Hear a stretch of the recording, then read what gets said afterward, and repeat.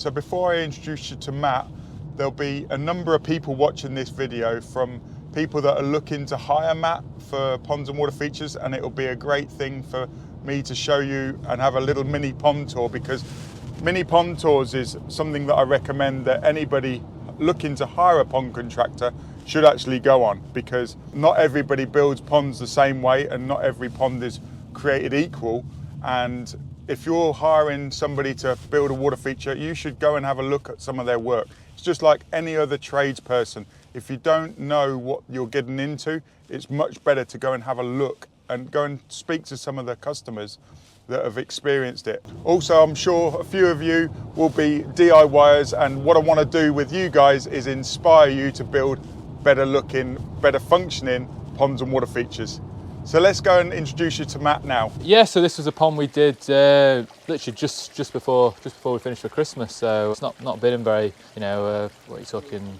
Yeah, seven months, something like that. So it was an existing pond before, pretty much in the similar sort of footprint. I think it was sort of typical pond, had been in there about 30 years. It was starting to show its age really. I think it had a few bits of leaks and stuff in the waterfall. So it was just ready for a complete overhaul really. So we came in, got the fish set up in the tank up on the top, and ripped it all out. We've dug it out, made it sort of deeper, got it down to 3 foot, and sort of widened it out a bit to get as much, make it as big as we could in the space. Obviously we're a bit limited with here, and took out all the there was sort of a waterfall there before, but you almost didn't quite you couldn't quite, I think it was leaking, and you almost couldn't quite sort of see it because it was blocked off by a lot of big shrubs and trees and things. So ripped it all out, built in the new sort of rockery bit there, and this is what we finished up with. Fantastic. Is there aerator in there? I've got some air stones in there. Brian already had them in the existing pond, so we've fed those lines through. So we've got a fish cave just under there, so we've got one sort of almost bubbling out of there, which creates quite a nice effect. I think Brian's got a couple more air stones in, which you can run. Obviously, if it gets a bit hotter, we can add a bit more aeration in for them. Then we've got the 1000. You've got your 1000 skimmer here, so that's nice and easy to maintain. You just lift your basket out from there. Yeah. And then we've just got the 2.5 biofills just up at the top, which you can you can hardly see really, which is always a bonus. But Naturalised very well. Yeah, definitely. I had quite a lot on the original pond. There's a lot of really nice weathered limestone boulders, so we've incorporated them in with the project. So like I say, with them being the water-worn weathered, they won't leach the same as other limestones will. So you're not messing around with your pH and stuff like that. So brilliant. Thank you very much. You're drinking your tea. Pardon? Drinking your tea. Can't say no. Quick tea break. Yeah. Always got time for a cup of tea, even if it's a busy day.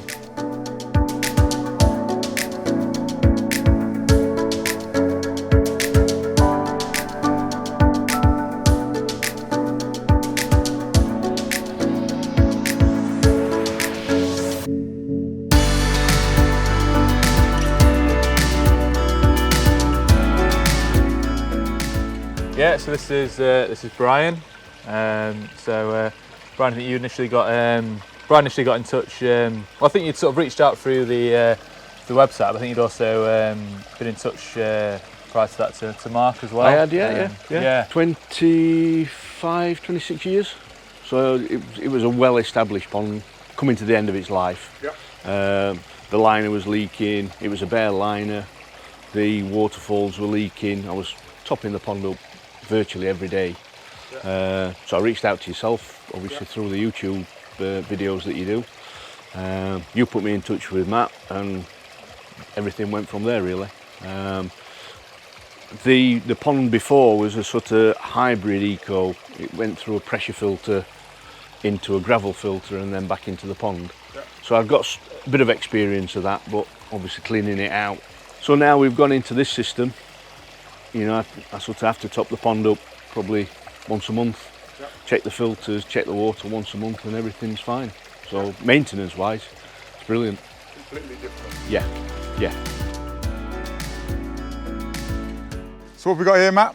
Yeah, so this is a well, it'll come under our 3 metre by 2 metre package. It's probably sort of 2.5 by 2.5 sort of layout. But yeah, there was an existing sort of almost kind of concrete sort of built pond here, completely different to what we've got now. It was like a 2-tiered sort of setup, and I think well, Richard initially got in touch because it was you know, maybe doing something with that. But when we eventually came to look at it, I think it was sort of on its last legs really. So that's when we kind of got onto, you know, looking at potentially complete conversion to yeah, what we've ended up with now really.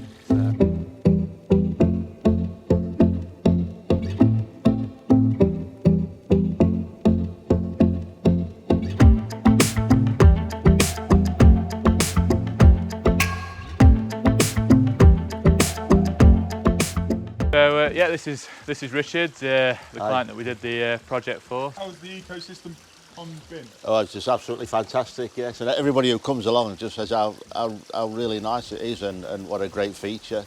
Completely different to what we had before. You know, there was a formal pond before, 2 square pieces of concrete, dilapidated, looked really bad to be honest. So it was quite a leap of faith going into a natural looking pond, but this was a nice area. And then when you realise you want a new pond, it's finding somebody to do it for you. Anyway, having looked around, researched it, we came across Matt's company and talking to Matt, and he came up with the idea of this area, and to be honest, let him get on with it, and that's the result. Absolutely first class, and a really nice system as well, because before the water was just stagnant and a lot of maintenance, lots of weed and algae. But with this filter system, it just clears the pond, and you know, just have clear water all the time. It's superb. And we'll get some fish in it now, and that'll be great. We didn't have any flowers on before. When it was first done, the idea was to put flowers on it, and I was thinking it looks quite good without the flowers, almost like a Peak District look. Anyway, Matt came along and we did the flowering scheme. I must admit, it's really good, isn't it, now all the flowers have come out. I think the plants have really made it, haven't they? Yeah, you know, now yeah. the sort of, because you know, eventually, obviously got the creeping jenny and stuff. You'll have some bits where you don't almost see parts of the stone, and it makes it all kind of, you know, seamless. Like here, it's grown over the edges. So, but it's colourful, but natural looking as well. It's really good. Yeah, and all the visitors. I mean, you wouldn't think that that's not a stone, but people think that that's part of the stone. But the filter system's there, which skims off all the leaves, etc. So you're just keeping it, in a really good, good condition. The water. Yeah. So have you had a pond before? So you had a concrete pond here, but have you had a pond before that? Not personally, no. It just came with the house, the first one, the one that was here, yeah. I which we really liked it. I've always wanted ponds in the garden. I mean, you can hear the water now, it's just so relaxing. You sit on the deck, you know, sit down there, it's just perfect, yeah.